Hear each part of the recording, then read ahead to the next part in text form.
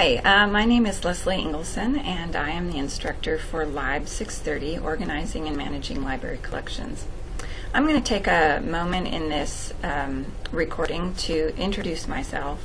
I'm also going to give you just a little tour of the library course page in Canvas and show you a supplemental resource that I've created for you to support the work that you do in this course.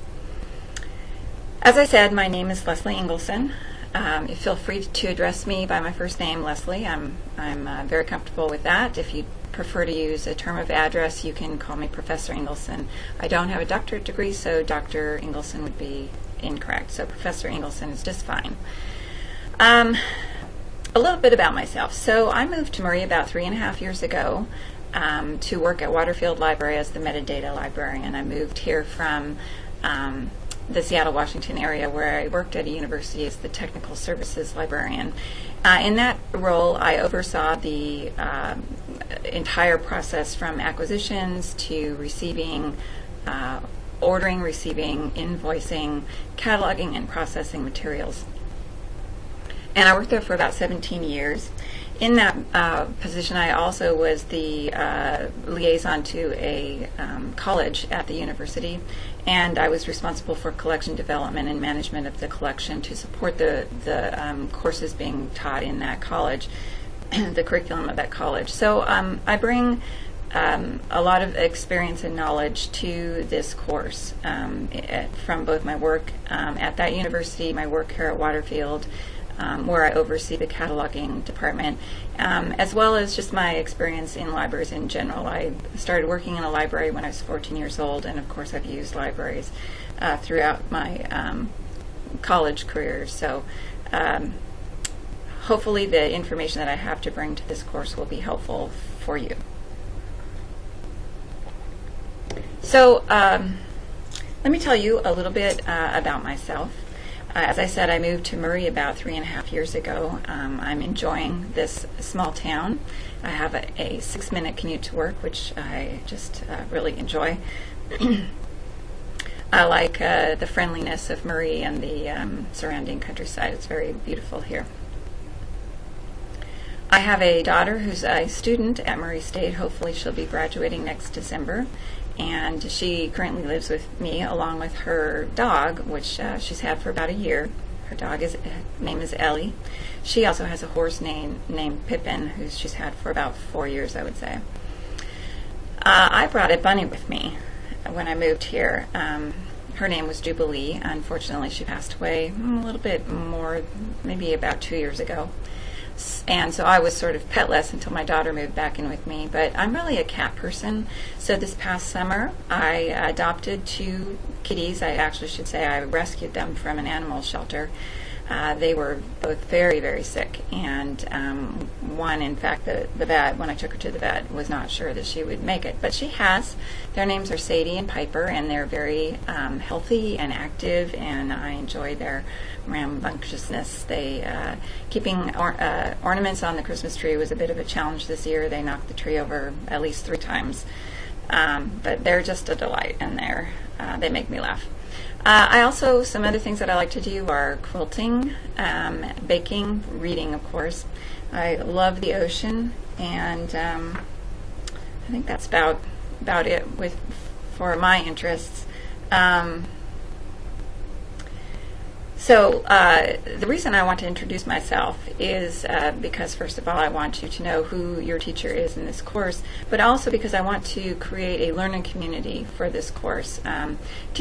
Teaching and learning from an online course is a little bit different, obviously, than being in a classroom. There's the convenience of being able to attend the sessions when it's most convenient for you, especially if you're working, as I am, full-time. Being able to go through the materials at your own pace. But I've set up this course a little bit differently than some of the other courses in this program. Even though we don't meet together as a group, I do have it set up so that you have to go through the modules week by week as we go through the semester. I have usually an assignment and readings given every week, an assignment that's due every week. and I'm planning some group projects. I feel that learning isn't just about what you hear in my lectures and what you read in the text. It's also about coming together, sharing ideas, learning from each other as you learn the material. So I'm trying to create a learning community as part of this course, and hopefully you'll find that to be helpful. The perhaps unfortunate thing for you is that you can't put off working on this course until your spring break and try to get it all done in 1 week. We start the class when courses start at Murray State on January 12th, and the class will end the last day of finals, which is May 8th, I believe. So let me show you a bit how to move through the course. The view that you're seeing of this course is the instructor's side. I think it might look a little bit different to you on your side. It won't have the things over here on the right side of the page. But it is laid out, oops, let me get back to the home page. It is laid out, this welcome page is going to be the same, and on the left-hand side it's going to be laid out the same. So when you click on home, you will come to this welcome page. You can get to your syllabus by clicking on this link, and then to navigate through the different weeks in the course, we're going to navigate through the modules. So I'm asking that you be sure and read all of these initial pages. There's information on all of them, the welcome page, expectations that I have for both your performance in the coursework as well as what you can expect from me. What the texts and other resources are that are available to you. Let me just click into those very quickly.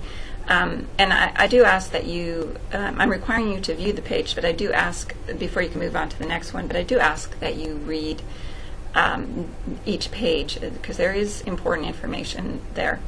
Under these expectations, of course, this is a graduate level course, and I'm going to expect graduate level work from you.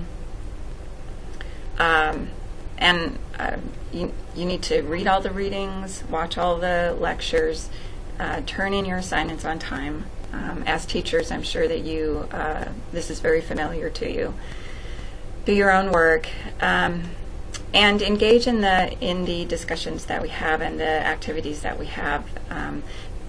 More details about the expectations of each assignment will be given with the assignment, as well as be available on the syllabus. So make sure that you become familiar with the syllabus, because all of the information that you need or hopefully all the information that you'll need will be in the syllabus.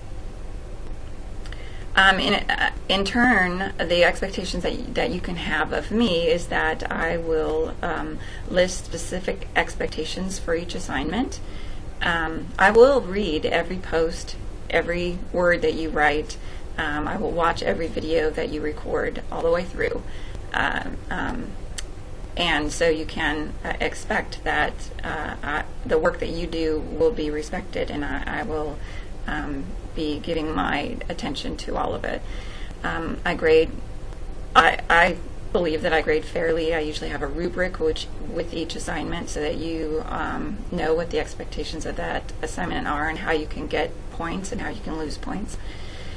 And the other thing is that, and I will respond promptly to your emails and contact with me. Feel free to email me or call me, and that contact information is available on the syllabus.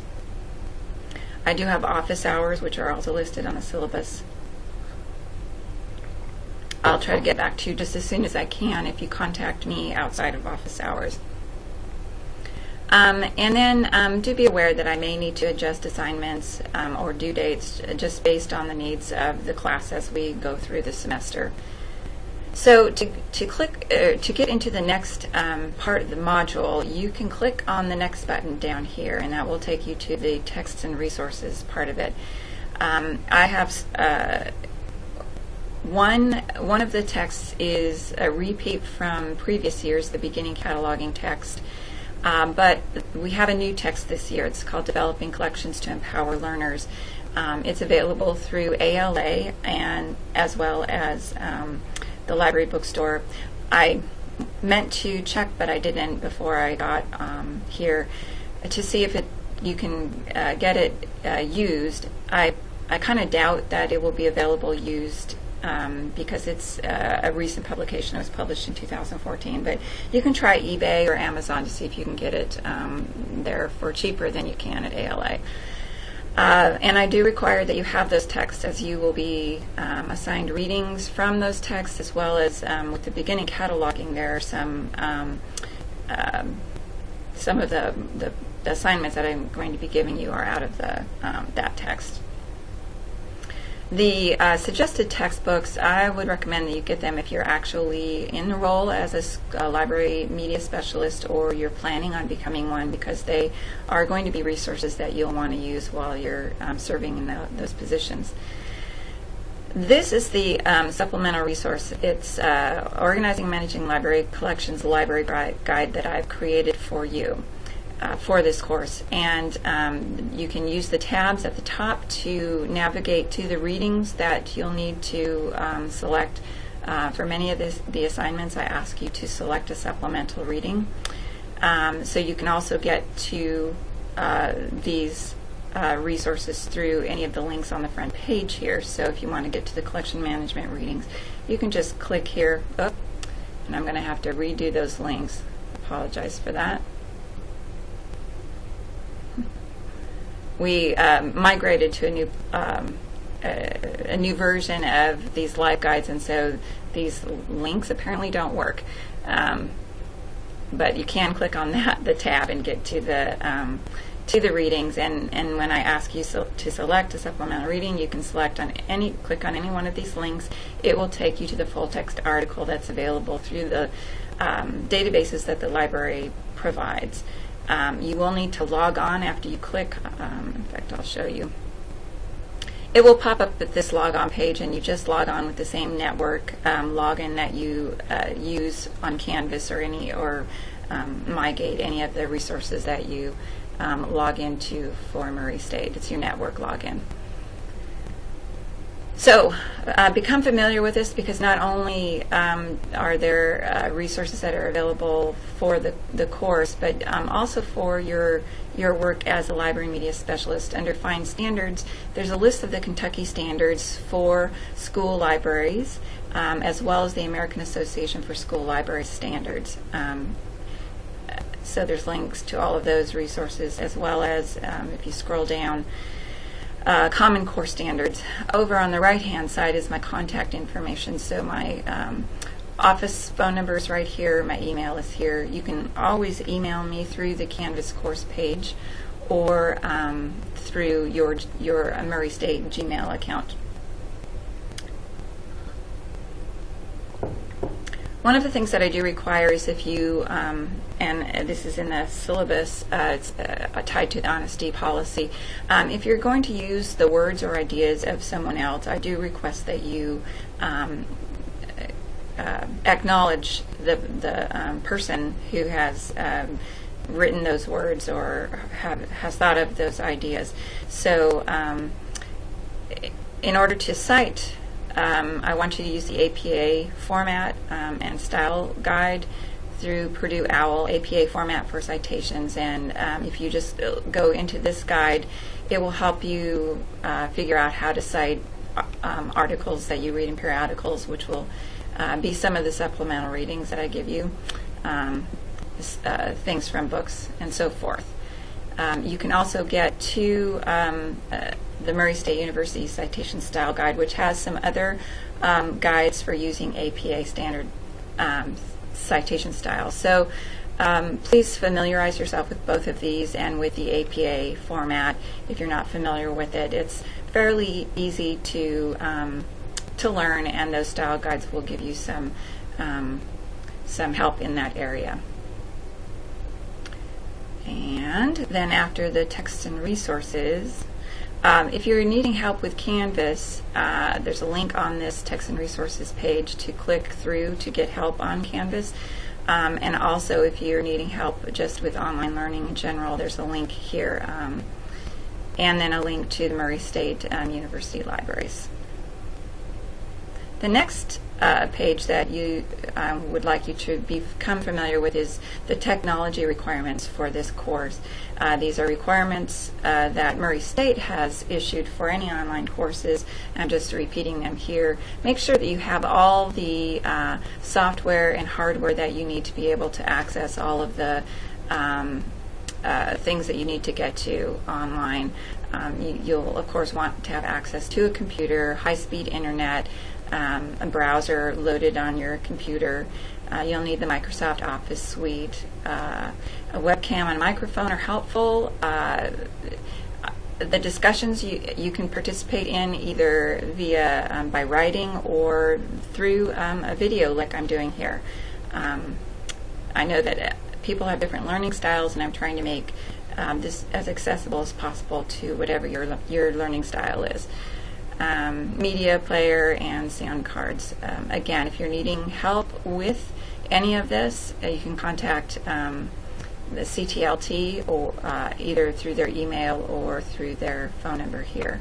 And I think they call themselves something different than CTLT, but and I'll check on that, see if the email needs to change, but their phone number will be the same. And then when you click on next, you're going to get to the first week module. There's a little bit of reading to do, and then an assignment, a lecture to watch. That's what you're watching right now.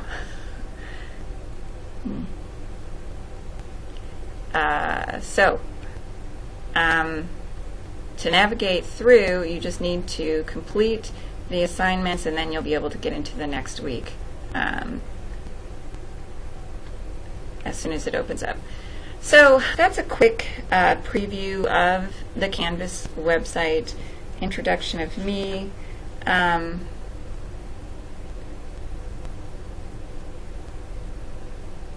So I want to make sure that I'm covering everything I wanted to cover. Right. So I look forward to reading your introduction or viewing it on a video.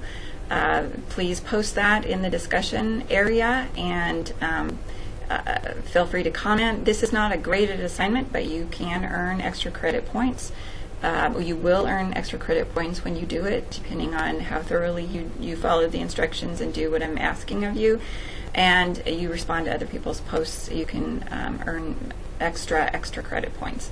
So I'm looking forward to meeting you and to helping you to become either a library media specialist, or just have more understanding of the role that a library media specialist plays on the school campus and in support of the job that you do as a classroom teacher.